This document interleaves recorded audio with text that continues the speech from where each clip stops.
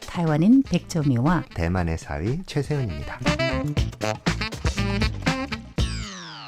일상생활에서 일반 한국인은 뭘 하나, 마찬가지로 일상생활에서 타이완 사람은 뭘 듣나. 그렇죠. 그래서 우리가 떡류진이거든요. 맞습니다. 그게 오히려 성공적으로 네.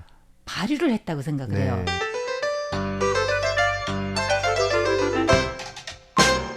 안녕하세요. 데이비드크 최세은. 백점입니다. 최 교수님, 네. 외국 지사들이 보통은 이제 해외에서孫中山 손문 선생도 해외에서 했어요. 물론 그렇죠. 국내에서 한 거 다 실패, 10번 네. 실패했지만 이 애국 지사들 그분들의 멘토는 뭐고 나의 좌우명 그런 네. 게 있을 것 같은데 네. 그분들도 안 배우고는 못할 것 같아요. 그죠? 그렇죠. 어떻게 그 사람들은 무슨 영향으로 거기에 대한 반발이 생겼을까요? 북한은 아예 그런 체제 아래서는 네. 볼 수 있는 거 들을 수 있는 게 없어요. 한국의 옛날에 애국지사는 어떻게 해서 그런 용감한 생각, 최 교수님은 어떻게 생각하세요? 외부적인 지식이 굉장히 중요하다. 네. 우리가 탈북자들의 대부분은 사실은 변경지대에서 살면서 어떤 방식으로든 외부 세계의 목소리를 듣고 그것에 의한 어떤 깨달음이나 충격에 의해서 행동을 하는 것이다. 그렇기 때문에 우리가 북한 내륙에 있는 이 내륙에 있는 분들한테도 어떤 방식으로든 메시지를 전달하는 것이 상당히 중요하다는 말씀을 드렸어요. 네. 사실 우리가 일제시대에 저항을 하셨던 분들을 보면 그 분들도 굉장히 다양한 루트로 외부의 소식을 전해 들었습니다. 대표적으로 안중근 의사 같은 경우는 원래 이제 집안, 안씨 집안이 카톨릭 집안이에요. 평양이 굉장히 그 당시에는 이제 기독교 혹은 천주교를 통해서 외부의 목소리를 빨리 접하게 됐거든요. 또 두 번째로는 기독교 중에서도 이제 장로교, 이제 개신교들이 있잖아요. 네. 대표적으로 먼저 안창호 의사라든가 이런 네. 분들은 또 이제 미국식의 감리교라든가 장로교 이런 영향을 받고 이제 이승만 대통령처럼 원래 본인이 이제 왕가의 자손이지만 나라가 망했기 때문에 더 이상은 자신이 어떤 학문이나 이런 걸로 조선시대의 성공의 루트를 따라갈 수 없기 때문에 미국행을 선택하고 미국으로 가서 미국식 제도를 이용해서 다시 이제 자신의 존재를 증명하는 어떤 그런 사람이 된 경우도 있죠. 하지만 이런 모든 경우들을 보더라도 이분들은 학문에 대한 열정이 대단하세요. 그냥 단순히 외부의 말을 들었기 때문에 거기에 부화내동돼서 움직인 것이 아니라 이를테면 안중근 의사 같은 경우는 오히려 이토 히로부미에 대한 굉장한 희망을 가지고 있었던 분입니다. 왜냐하면 이토 히로부미는 동아시아의 평야, 동아의 평야를 말했던 사람이고 거기에 대한 기대를 했는데 오히려 정반대로 이 사람이 동아시아의 평야를 위협한다는 것을 깨달은 순간 그때 이 사람은 위험하다. 이 사람을 암살해야 된다. 라는 그런 깨달음을 얻게 된 것이거든요. 와, 대단하네요. 그래서 오히려 학문에 대한 열정 그리고 배운 것을 자신이 스스로 깨닫게 되는 순간 굉장히 놀라운 행동력을 보이고 외국으로까지 나가서 자신들이 어떤 목적을 달성하기 위해서 했던 것이거든요. 저는 이런 것들이 굉장히 중요하다고 봅니다. 와, 역시 깨달음 그리고 또 많은 걸 진짜 듣고 배우고 네. 자기가 소화를 해야 돼요. 스스로 알아야 네. 합니다. 그게 네. 내면화가 돼야 돼요. 뭐든지 그렇죠. 자기가 다 받아들이고 거기를 소화를 해서 네. 이건 이렇구나 저렇구나 추려내서 네. 거기에 대해서 깨달음 그게 아주 중요하다고 저는 생각을 해요. 굉장히 많은 애국 지사들이 사실은 자신의 사상을 여러 번 바꿨어요. 그러니까 처음에는 어떤 신학문이나 어떤 종교나 이런 것들을 통해서 어떤 근대적 생각, 근대적 의식을 갖추고 그리고 또 어느 순간에 이르면 자신이 갖게 되었던 그런 사상이 위협적일 수 있다. 오히려 세상의 평화를 망칠 수도 있다. 이런 생각을 하신 분들이 많거든요.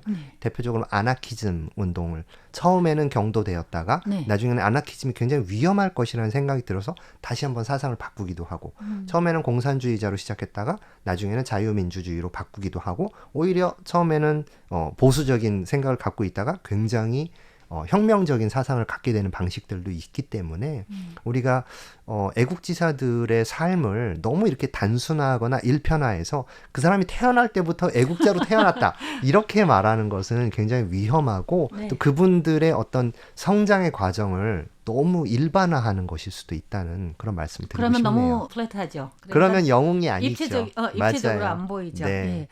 그래서 북한에는 전혀 지금까지 전 한 번도 시위, 대규모 시위 네. 들어본 적이 없기 때문에 네. 이게 완전히 차단돼서 없는 건지 아니면 진짜 없는 건지는 모르지만 이렇게까지 할 정도면은 도대체 얼마나 공포주의일까? 그렇죠. 아니면은 얼마나 이게 강압적으로 나오기 때문에 이 사람들이 무서워서 못할까? 저는 그거 너무 이해가 안 될 정도로 네. 이렇게 숨 막히는데 어떻게 살지? 이렇게 폐쇄적이면 네. 어떻게 살지? 하는데 누구의 간섭도 안 받고 네. 외부의 소식을 알 수 있는 게 사실상 라디오 방송이거든요. 타이완에서 라디오 방송하는 거는 물론 옛날 일본 사람이 여기 있었을 때도 했지만 그렇죠.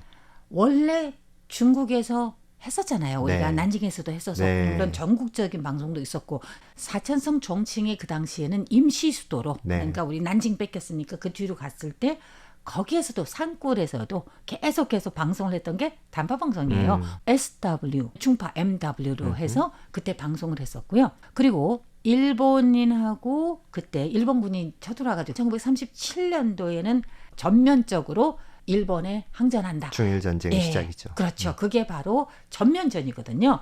그때 장제스가 쓴 마이크가 바로 종양 광보電台예요. 제가 이렇게 역사적인 데 출연하는 것을 굉장히 자랑스럽고 그래서 영광스럽게 생각합니다. 진짜 그거는 네. 그 시대잖아요. 그죠? 그래서 그럼요. 그 시대를 상징하는 건데 우리가 그때 국제적으로 알려야 돼요. 맞습니다. 자기 나라 땅도 아닌데 네. 여기 쳐들어와서 난징 대학살도 네, 있고 그건 그렇죠. 너무 심했잖아요. 그래서 이런 나라가 어딨냐, 이런 군국주의가 어딨냐 이런 식으로 해서 우리가 당연히 방송을 했는데 그래서 우리가 또 다른 단면으로 본다면 네. 오 이거 다 선전 방송이네. 네. 맞아요. 이런 거는 전 세계가 다 있어요. 그럼요. 프로파간다. 프로파간다라고 네, 프로파간다를 하는 것은. 하는데 네. 어느 나라든지 일단은 우리나라는 이러이러합니다. 이런 걸 좀 홍보하는 거잖아요. 그럼요. 그래서 옛날에 중화민국, 중국 대륙에 있을 때에도 했던 게 바로 라디오 방송입니다. 왜 신문보다 라디오가 더 나아요? 라디오는 듣기만 하면 되고 그렇죠. 길이 아무리 멀어도 수신기만 있으면 어디에서든지 들을 수 있는 게 그 라디오의 특성이에요. 네. 지금 생각하니까 제가 참 멋진 곳에서 일을 하고 있네요. 저도 그렇게 생각합니다. 그래서 국제상에 우리가 알렸어요. 정말 잘했다고 저는 생각을 하는데 맞습니다. 제가 지금 알고 있는 남북한 대한민국에서는 지금 현재 대북 방송을 네. 중단하는 거 그런 걸 아예 없앤 것 같아요. 다 없어진 것 최근에 같아요. 그거를 이제 내렸는데요. 사실 요 문제가 만약에 그 방송이 북한의 내륙 지방까지 깊숙이 퍼질 수 있다면 네. 좋을 텐데 네. 그게 사실상은 그 휴전선의 일부 지역에만 미칠 수 있는 굉장히 짧은 그냥 확성기 소리에 불과합니다. 그냥 확성기? 네. 네. 그러기 때문에 요게 문제가 되는 것이 긴장만 고조시키지 사실은 우리 효과가 별로? 내륙지대에 있는 분들께 도움이 되지 못한다는 것이죠. 네. 그래서 제가 예전부터 이제 말씀드리고 싶었던 것들이 바로 그런 매체와 관련된 겁니다. 우리가 북한을 대하는 방식은 여러 가지가 있을 수 있어요. 정권의 뭐 어떤 그런 방법도 있을 수 있는데 무조건적인 압박이나 어떤 그런 걸 고립시키는 것도 물론 효과적이겠지만 고립시키는 방식과 동시에 그 안으로 침투할 수 있고 또 확장시킬 수 있고 또 열어줄 수 있는 방법들도 필요하다고 생각하는데 그게 저는 문화라고 생각을 해요. 네, 맞아요. 문화. 네. 네. 어떤 방식으로든 문화나 어떤 그런 미디어적인 연락망은 계속 열어둬야 되거든요. 그런 부분들에 대해서 좀 더 국가적 차원으로 고민을 해봐야 되는 것이 아닌가. 북한에서도 좀 다른 목소리가 나왔으면 하는 그런 바람인데요. 저번에 9.3 열병식 네. 그 전에 도착했잖아요. 네네네. 김정은 국무위원장이. 네. 또 김주애 그 딸 대동한 거는 저는 그게 굉장히 마음에 걸려요.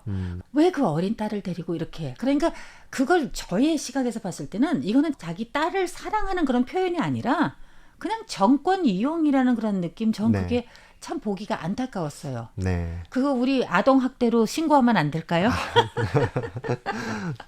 느낌상 좀 그래요. 네. 그러면 대한민국에서는 이제 더 이상 안 합니까? 대북방송? 대북 방송에 대해서는 여러 가지 논의들이 있는 것 같아요. 그냥 전파를 타고 가는? 네, 전파 방송 있죠. 국군 방송이라든가 이런 것들은 있죠. 라디오 KTV라든가 방송. 이런 것들은 있죠. 예. 네. 너무 딱딱한 거 말고 맞습니다. 그냥 일상생활에서 일반 한국인은 뭘 하나. 마찬가지로 일상생활에서 타이완 사람은 뭘 듣나. 그렇죠. 그래서 우리가 떡류주의거든요. 맞습니다. 그게 오히려 성공적으로 네. 발휘를 했다고 생각을 네. 해요. 빨리 좀 더 개개인의 언론의 자유, 표현의 자유 네. 뭐 이런 게 다 됐으면 좋겠어요. 오늘 대표 토크 여기서 끝마칩니다. 진행해 최세훈 백점이었습니다. 여러분 감사합니다. 감사합니다.